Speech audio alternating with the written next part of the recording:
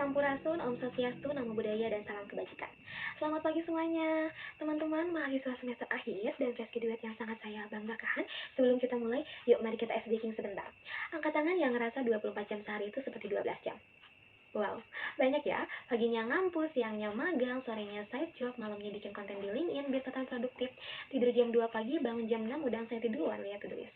Katanya grind no sign letter. Tapi kok yang ada kita grind terus, sayangnya nggak datang-datang, yang datang malah burn out. Nah, ini bukan cuma perasaan kalian saja. Menurut survei Jakpap 2024, 61% Gen Z Indonesia mengalami mood swing dan 54%-nya susah tidur. Kemenkes SKI 2023 bilang bahwa Gen Z Indonesia mempunyai tingkat depresi tertinggi dibanding dengan generasi lain, yaitu 2%. Tapi 90%-nya memilih untuk tidak berobat. Bahkan, statistik dan Unair mencatat 31 juta penduduk Indonesia di umur 15 tahun ke atas mengalami gangguan mental. Sementara Gen Z kita itu unik, kita butuh side job, tapi kita juga mengutamakan work-life balance. Kita hidup di dua kutub ekstrim, yaitu hustle culture yang bilang kalau kalian istirahat, kompetitor kalian yang kerja, dan soft life yang bilang ngapain capek, healing aja. Terus kita pilih yang mana? Nah, hari ini saya nggak bakal ngajak kalian untuk memilih, tapi saya bakal ngajak kalian untuk mendefinisikan ulang makna sukses, supaya kita bisa tetap ambis tapi tetap waras. Karena sukses yang mengorbankan kesehatan mental itu bukan sukses, itu cuman bertahan hidup saja. Sekarang, yuk mari kita bahas strategi ambis warasnya. Yang pertama, realita mental Gen Z Indonesia itu darurat. Menurut survei Jakpap 2024, 61% Gen Z Indonesia mengalami mood swing dan 54%-nya susah tidur. Yang lebih ngeri yaitu survei Kesehatan Indonesia Kemenkes 2023 bilang bahwa Gen Z Indonesia mempunyai tingkat depresi tertinggi dibanding dengan kelompok lain yaitu 2%. Tapi dari angka tersebut, 90%-nya memilih untuk tidak berobat dan memendam masalahnya sendiri. Kita jago multitasking, jago side job, tapi giliran kita mengurus masalah sendiri kita abai. Kenapa? Karena hustle culture ngajarin kita kalau sakit itu lemah, curhat itu aib, dan istirahat itu untuk orang yang gagal. Padahal statistik dan Unair mencatat 31 juta penduduk Indonesia di umur 15 tahun ke atas mengalami gangguan mental. Ini bukan tren TikTok, ini krisis. Yang kedua, hustle dan soft life itu bohong. Hustle janji kalau kalian kerja lebih keras, kalian pasti bakal menang. Dan soft life janji kalau kalian bebas dari tekanan, kalian pasti bakal bahagia. Padahal riset self-determination teori Desi dan Rian mengatakan ada 3 hal yang membuat manusia itu waras, yaitu autonomi, kompeten, dan relentless. Hustle tanpa istirahat membuat kita menjadi tidak punya autonomi, dan soft life tanpa tujuan membuat kita tidak kompeten. Gen Z kita itu unik, kita butuh side job, tapi kita juga mengutamakan work-life balance. Kita mau kaya, tapi nggak mau mati muda.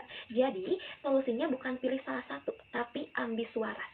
Dan yang terakhir, yaitu yang ketiga, saya tantang kalian untuk praktek ini selama seminggu ke depan. Gak perlu pakai aplikasi berbayar apapun, bisa langsung praktek di hari ini juga dengan menggunakan rumus 3, 2, dan 1.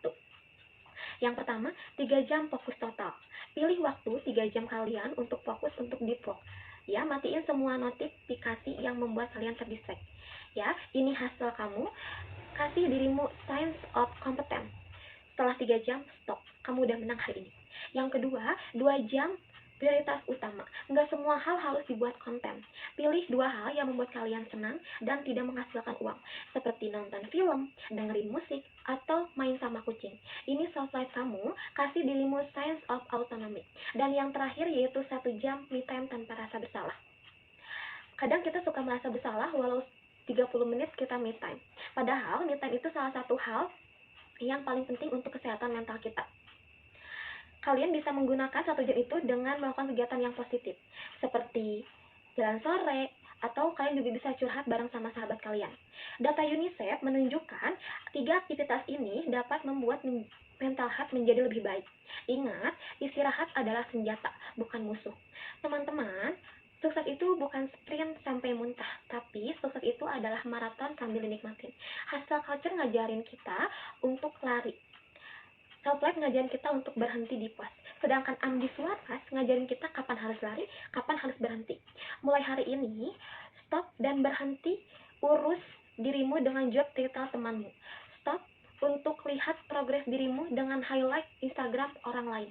Kamu nggak telat, kamu kamu cuman lagi di jalan kamu sendiri. Mulai besok saya tantang kalian untuk mencoba metode 3, 2, dan 1 selama seminggu dan buktikan bahwa kalian bisa sukses tanpa harus menjadi statistik 2% yang depresi itu. Karena kita ini Gen Z Indonesia yang unik. Kata UNICEF, kita bukan hanya pemimpin masa depan, tapi kita adalah change maker hari ini. Dan change maker yang hebat adalah yang masih waras untuk nikmatin perjuangannya. Terima kasih, ambis boleh, waras harus. Saya akhiri pidato hari ini dengan satu kalimat, istirahat bukanlah imbalan atas kerja, tapi istirahat adalah bagian dari kerja. Wassalamualaikum warahmatullahi wabarakatuh.